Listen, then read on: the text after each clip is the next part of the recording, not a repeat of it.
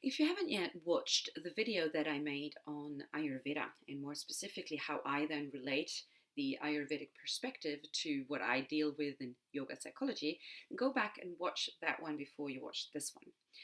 Today I wanted to go specifically into the tendencies we have to actually get ourselves out of balance, and finding it, first of all, hard to understand why, and then how to bring ourselves back. And when I say out of balance, this is just that feeling state that we can have that can be very prominent on a physical level, but we can also feel it only and on a mental and a more emotional level. Okay, I think it happens quite often that we have moments where we feel out of balance. I would even say that I have had most moments feeling out of balance, and more kind of the rare ones where you feel like, wow, I really feel like everything is working perfectly fine for me right now. And the reason for that is because we have tendencies, and then we tend to go in that direction of what the tendency is. So, what I wanted to say today was I wanted to take up the three typical body types, body personalities as well, personality types as well, of Pitta, Vata, and Kapha, and then state for you, describe what getting it kind of out of balance will look like. It will make it easier for you who might not be too into depth of Ayurveda to just recognize yourself in it, and then also see in what way you can start to make changes to come back to balance. All right. So, for instance, a typical Pitta person. Pitta, remembering that that is fire contained in water, right? So it's a fiery person, it's heat, it's sticky as well. That's the aspect of the water in it.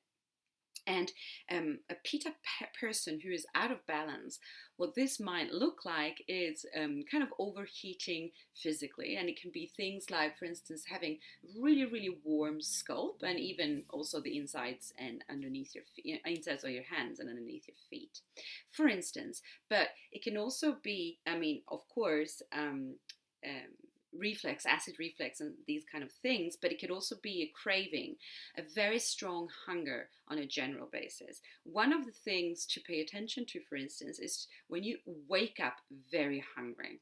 Okay, waking up very hungry, it already means that your pitta is very, very active. Now, it might just be that you have not eaten for 24 hours, and in that case, it's pretty natural that your stomach is empty, is craving food. But there can also be other reasons. If you did actually have a proper meal the night before and then wake up very, very hungry, then there might be other reasons that you feel this strong hunger. And no matter what the reasons are, valid or not, the pitta is still very strong. So, you might also have noticed that you were warm during the night, for instance, and very often an imbalance in pitta that I myself recognize easily is a light sleep. So, let's say, for instance, that you wake up and you're already quite agitated, and you can feel that maybe you didn't really sleep as profoundly and as long as you would have wished for. Now, the tendency in a pitta person would then easily be to try to actually overdo it anyway. So if I would use like one kind of expression for each and one of the doshas, as in tendencies to get out of balance, I guess for pitta it would be the overachiever. The overachiever, and maybe even easily go into ideas that I need to, produce results, be productive. I need to do things. I need to be things. And if you are a little bit out of balance in your pitta, and you might actually feel weak for that. Weak because when you are drained and your fire is high, well, you're burning your candle in both ends. So naturally, that strong fire you have inside of you is there, but there's not actually enough energy to deal with it. And so what a pitta person can have a tendency to do, instead of just noticing that you feel weak, that you feel hungry, that you feel out of balance, is to try to do the typical pitta things. So go for a run, go for the gym, have even more coffee because I gotta keep going, and might even be a little bit of this usually I should be able to, this is not like me. And then that makes you even more agitated.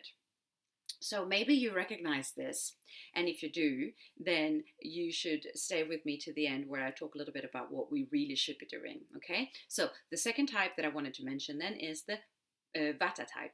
So Vata, if you remember it, it's air contained in ether. Okay, so it's the wind and it's the dry and it's the movement and all of that. Okay, and like I was saying for Pitta, if there would be one expression that would go for this body type or this personality type as well, then I guess in Vata, um, imbalanced, it would be the overthinker. Okay, so in Vata, then what happens is that we have too much activity up here and not enough down here.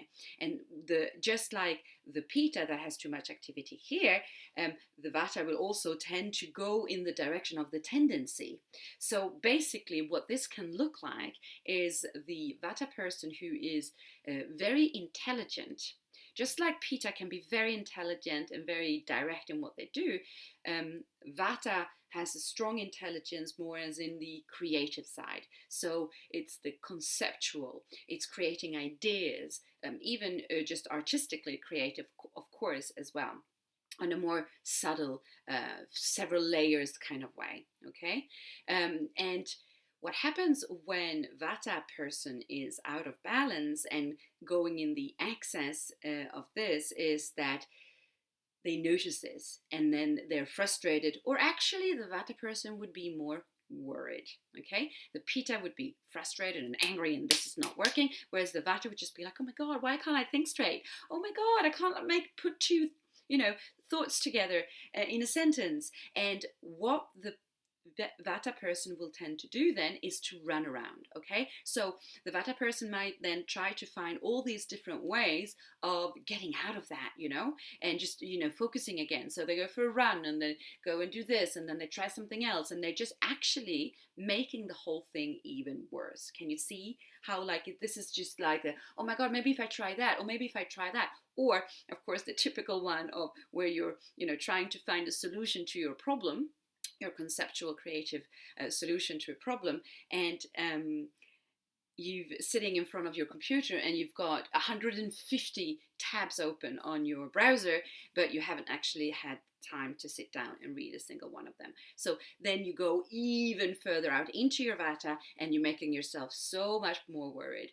All right, so that would be like a typical kind of Vata imbalance that you can see quite easily. And then as a Vata person, you might not realize that this is the case for you. Okay, so coming to the third body type or personality type as well, which is Kapha. Now, then Kapha is very much the opposite in a certain way to Vata, but even so to Pitta in a certain way. Vata and Kapha, I would say, are really the opposites, and then Pitta is in the middle between the two. And so remembering that Kapha is earth contained in water, right? So it's this heaviness and the sluggishness. And so of course the tendency is to, on the contrary to the other ones, is to instead slow down. Now, stagnation. And so what we would see when a Kapha person is already kind of out of balance, it's the person who will develop, well, I want to say boredom, but it's actually maybe not even the third state, because boredom we can have in 3 and it will develop into different things, but it's more like this melancholic feeling of there's just no fun happening. And I want to say sadness, but it doesn't have to be as profound as feeling really, really sad. But what it is that, for instance, if I would say that the expression for each one of them, right, would be one or the other. And then I guess actually for Kapha would be this sensation of that things are bored. I am bored, things are boring. But also that I am rationalizing to myself a good reason not to actually try to make a difference in it, because there's no use. Okay, so what this will then look like, and this is, I think, I'm going to talk about it for the 3, but you will most probably recognize yourself in the 3 in a certain way. But this is the typical one of, I'm sitting at home, let's say it's a Sunday and it's raining, all right? So basically, well, depending on where you're in the world, but in quite a few countries in the world, there's not so much activity going on on a Sunday so that you can go shopping or whatever that would be, you know. So it's a little bit more of a slow mode. And then if it's raining as well and it's cold and things like that, you just feel like there's nothing to do. And there's nothing to do, and you will find even more reasons not to do anything because, you know, what's the use anyway? And then the kapha will accumulate, which means that you will most probably start to have cravings for heavy, sweet things, a little bit of comfort food. Okay, so it's that, well, you know, I might as well just sit here and feel sorry for myself. So maybe I should just have, you know, something that will make me feel a little bit better, like ice cream. It can be fruit and sweets and lots of stuff. It doesn't have to be ice cream. I always take the example of ice cream because for me, I think of kapha, I think of ice cream, probably because I love ice cream. And that will obviously, as you probably know, make us less even so motivated to actually get out of there. And it will aggravate the kapha naturally. Okay, so if you recognize yourself in all three, that's perfectly normal, by the way, because we have all three inside of us, but we will have tendencies. But you will also then see that these are actually really subtle things. And it's subtle things that can take you deeper into the excess, the imbalance part. And so if you can be that aware that you can notice these tendencies, then you can stop yourself. All right, because we're all, in the three of them, we're also really, really good at justifying for ourselves, you know, reasoning ourselves up to why this is the best idea to do. And that is, of course, linked to all kinds of experiences that you have and the idea that you have about yourself, the image that you have about yourself. Okay, so naturally, what we want to do is, as fire, when it's burning too hot, we want to cool it down, slow it down, and cool it down. As wind, when it's really windy and dry, we want to calm that down and maybe warm it up a little bit as well. And as water and earth together, the mud, the sticky mud, we want to instead warm it up and dry it. Okay, so I'm sure you know this yourself. When you feel like a couch potato, it is really hard to find motivation. And so we don't find motivation, so we wait until we're motivated, except for it doesn't work that way. It doesn't work that way, actually. We have to make ourselves go in the opposite direction. And you know it yourself, if you're feeling low and you decide to go for a walk, after a while you start to have like a lighter spirit. You feel a little bit warmer, you feel a little bit lighter maybe even, and just your thoughts are a little bit lighter as well. So that's what really is a very simple and good way to kind of get out of the kapha mode.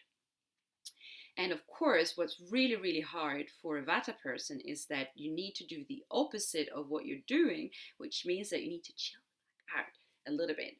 And that means that you need to sit down and just be really, really quiet with yourself.